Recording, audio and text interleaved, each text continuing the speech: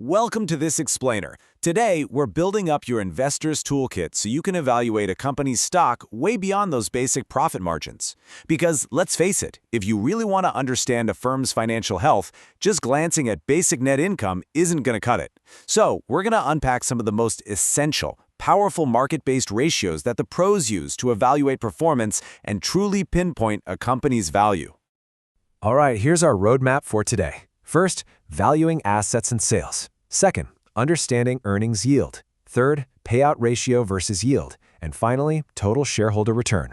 Let's get into it. Before we even look at the math, you gotta ask yourself, how do we actually measure the true underlying value of a stock? I mean, basic profitability metrics like gross profit margin look inward at a company's operational efficiency, which is great, but market-based ratios look outward. They directly connect the accounting data to the stock price, and that gives us a completely unfiltered window into what the market genuinely believes about a company's future. Okay, let's jump right into Section 1, Valuing Assets and Sales. So our very first tool is the market-to-book ratio. Basically, this lets us compare what the market thinks a share is worth against its historical on-the-books cost. Remember, book value is just an accounting measurement. It's based entirely on historical amounts recorded in the ledger. It completely ignores future earnings potential. So when we divide the current market price per share by that historical book value per share, we get this fantastic reality check. We're essentially asking the market, hey, how much of a premium are you willing to pay above and beyond the original cost of this company's net assets? Think about it. If a company is really well managed, it's absolutely going to sell at a high multiple of that historical book value. A high market-to-book ratio is essentially a massive vote of confidence. It tells us investors believe the management team is taking those base assets and creating serious future value. On the flip side, if the ratio is low, well, it might signal the market has some major doubts about the company's future earning power, or maybe the assets on the books are just understated. Moving right along, we have the price-sales ratio. This one zeroes in entirely on revenue instead of bottom-line profits. You just divide the market price per share by the sales per share. And you know, a lot of analysts actually prefer this over traditional profit ratios. Why? Because it looks purely at top-line revenue, which is literally the basic ingredient of any future profit. No strong sales, no profits. It's really that simple. Now here's a real pro tip for you. Analysts absolutely love the price-sales ratio for one huge reason. Sales figures are incredibly hard to artificially manipulate. We all know managers sometimes feel the pressure to manage earnings, maybe tweaking accounting estimates like depreciation to make the bottom line look a little prettier. But top-line sales, those are grounded in cold, hard reality. The price-sales ratio strips away all that accounting noise and shows you exactly what you're paying for every single dollar of revenue coming through the door. All right, that brings us to Section 2, Understanding Earnings Yield. Now, the absolute key takeaway here is that earnings yield is literally the mathematical reciprocal of the famous P/E, or price-to-earnings ratio. They are two sides of the exact same coin. While the PE ratio takes the stock price and divides it by earnings per share, the earnings yield just flips that fraction completely upside down. You take the earnings per share and divide it by the market stock price. It's the same data, but it gives you an incredibly useful new perspective. In plain English, earnings yield just tells you exactly how much earnings you're getting for every single dollar you invest. Say you buy a stock for $100 and its earnings per share is $5, boom, your earnings yield is 5%.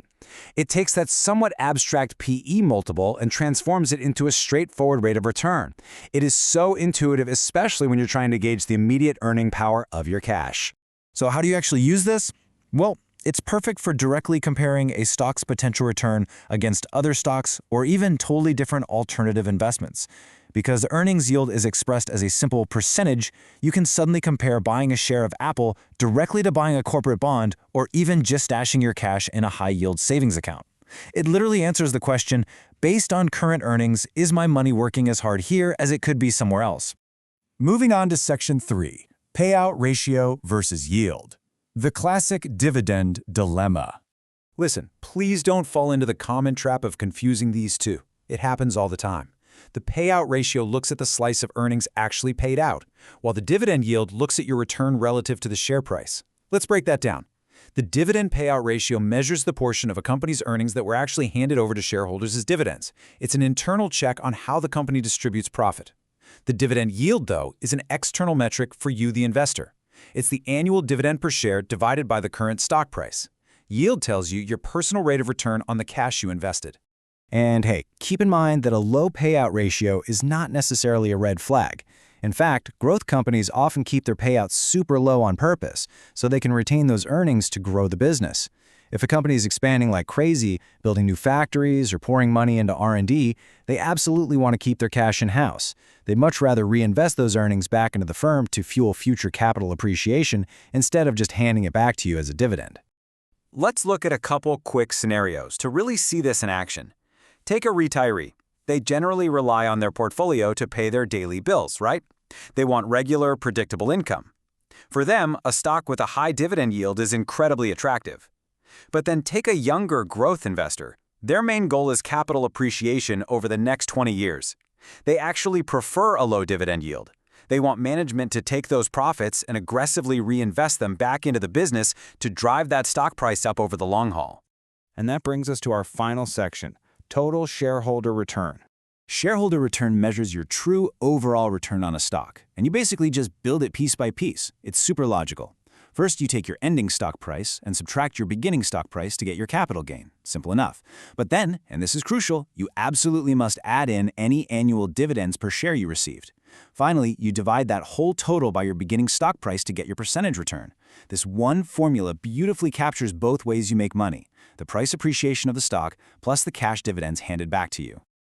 Guys, the absolute biggest mistake I see novice investors make right here is completely forgetting to add those dividends to the price appreciation. It is so easy to pull up a stock chart, see it went from $50 to $60, and think your return is just based on that $10 gain. But wait, if that stock also paid out $2 in dividends over the year, your total return is actually based on $12 of total value creation, not just 10. Never forget, total shareholder return includes both price appreciation and dividends. As we wrap up this explainer, I want to leave you with this one thought.